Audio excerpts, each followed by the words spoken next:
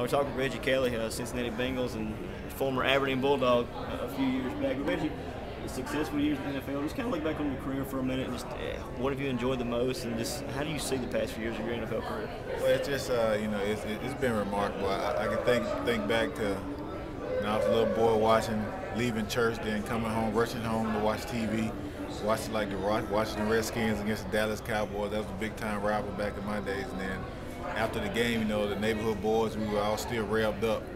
We'd go outside in the backyard and play tag football or basically tackle football, reenacting some of my favorite heroes and stuff. And I can remember, man, back in those days, I just kept wishing and hoping that I could be one of those guys playing on Sundays one day. And so here I am, and it's a dream come true. That's why I try to enjoy every minute of it. And for me to be able to play 12 years, it's nothing short of a blessing. I'm just thankful to God that I'm able to play and play with, I guess, it's 12 years, but I can keep going. I can keep going, but I'm just grateful, man. I'm in awe right now, to be honest. I'm overwhelmed that I'm able to live out a childhood dream. Are you still in awe? Does that ever go away? Do you still kind of find yourself looking around on Sunday at some of the guys you're around and the Rangers you're around? I'm definitely still in awe. Even like when I first got in the league and I saw guys, I played against guys like Jerry Rice, and just to see those guys playing guys who I like really looked up to, being a kid, a guy that's from Mississippi, and I'm like, man, I get an actual opportunity to play against Jerry Rice or Brett Favre. And so, even when I see those guys today out of uniform, I'm still kind of like shell-shocked a little bit because it's just, I'm a fan. Sure, I've been playing 12 years, but I'm still a big fan of the NFL. When did you know you kind of had the opportunity? You were good enough to play on that level. Was it a point where it kind of struck you in college, or? Yeah, it was after my third season with the Bulldogs. I can remember some agents started to call me saying that they'd be interested in me, and I think one agent in particular sent me a form in the mail, and it said I was maybe like the third or fourth tight end, on the list as far as recruits coming out that year. And then from that point on out, it started to be like a reality that really teams would be interested in my services. And that kind of lit a fire up under me. It lit a fire because it kind of motivated me to say, man, my dream is only a touch away.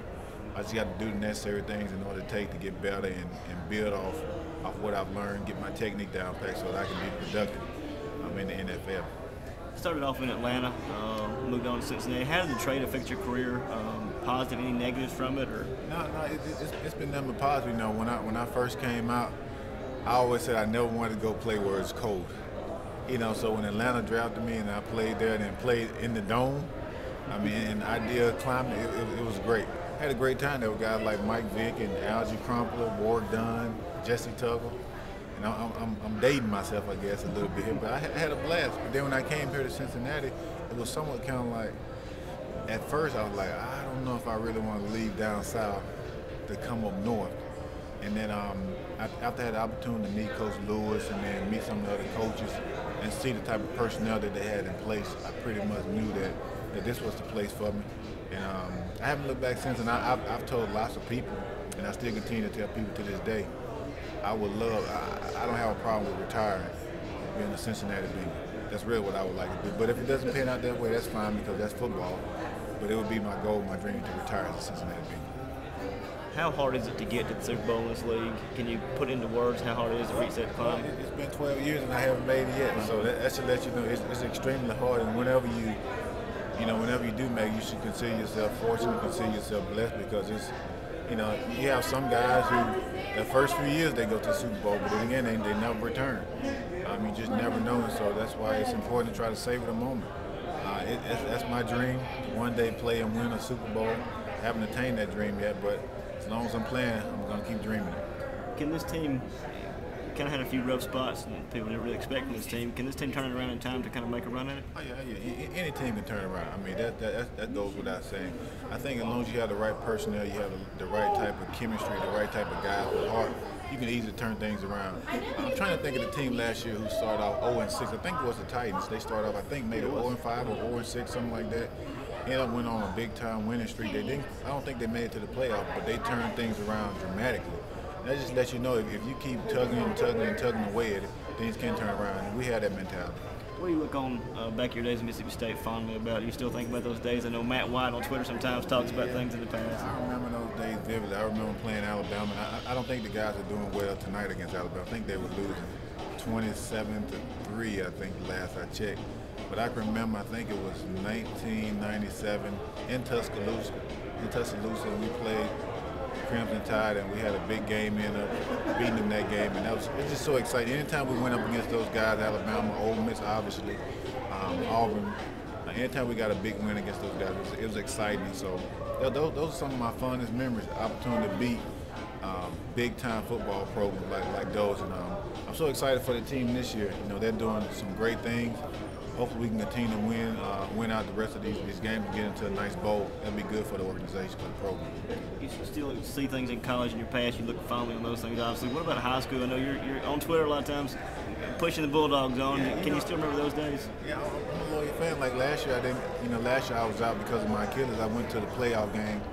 I forget who we played, but we got a victory last year against some team, and it was exciting to go back and see the guys, see the kids compete and play and try to win a state championship, because we've never done it in Aberdeen. And so right now the guys are playing extremely well. We got a big win Friday. I forget the team we got to play this upcoming Friday.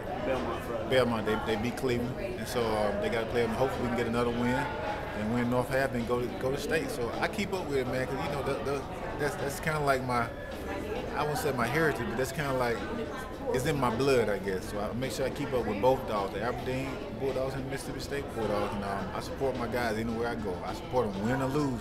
They're my teams. What's your advice to those guys? If you had them in a huddle right here, they're trying to win a state championship, what do you tell those guys? I would tell them, first thing I would tell them, if you do your best, God will take care of the rest. Next thing I would tell them, if you do the little things right, then the big things will automatically happen. I think a lot of times you have to make sure you do the little things right. Eating the right food, stretching, taking care of your body, practicing hard, watching film, studying your plays. And then when it's time to play, make sure that you capitalize on the right type of technique, your footwork, your hand placement, your leverage.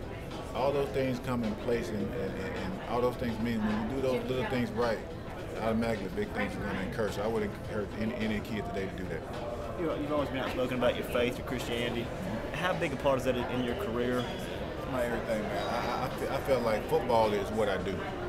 Being a man of God is who I am. Football is only going to last for so many years. To be honest with you, football is only a short span of my life. But me being a man of God, it's going to last for eternity.